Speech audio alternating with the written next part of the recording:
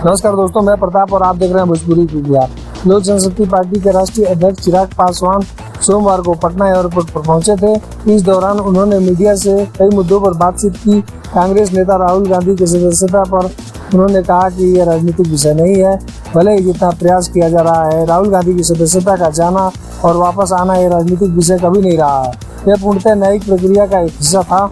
चिराग पासवान ने कहा कि राहुल गांधी को जब सजा दी गई वह भी न्यायिक प्रक्रिया के तहत दी गई थी और सजा के बाद प्रावधान में उनकी सदस्यता रद्द होने वाली थी, जिस वजह से ऐसा हुआ।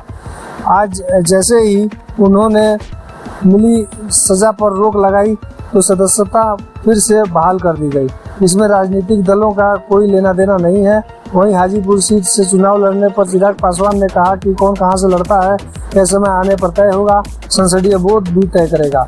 बता दें कि मोदी उपनाम को लेकर की गई टिप्पणी के संबंध में कांग्रेस नेता राहुल गांधी की दोष सिद्धि पर उच्चतम न्यायालय द्वारा रोक लगाने पर 3 दिन बाद कांग्रेस के पूर्व अध्यक्ष को लोकसभा सदस्य सोमवार को बहाल कर दी गई।